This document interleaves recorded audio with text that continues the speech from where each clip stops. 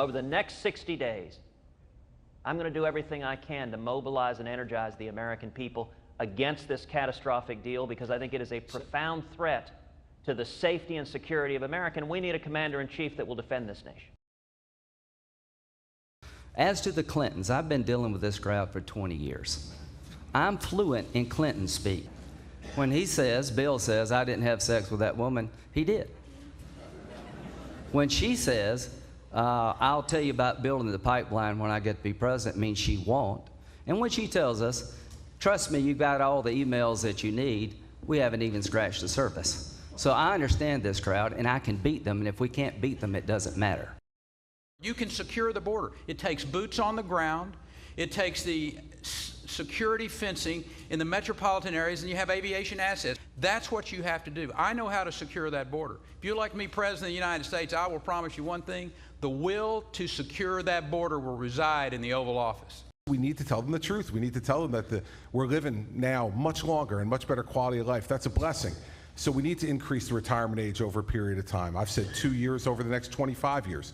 We need a strategy first. This president has, for two times, has admitted that we don't have a strategy as it relates to ISIS. If this is a serious effort, then we need to treat it seriously. And so engaging in the world, creating alliances with our traditional Arab nations that see this threat directly, supporting it with air power and military power, and creating a strategy and sticking with it.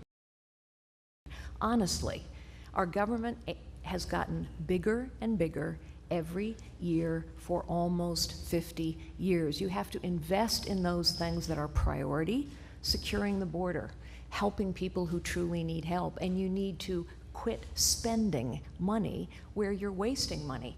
We do need to shrink the size of the federal government. This election is very simple. Do you measure prosperity in the government sector or the real world? Hillary Clinton measures it in the government sector. We measure it in the real world. Secondly, it is also important that we get rid of this permanent political class in D.C. We absolutely need term limits.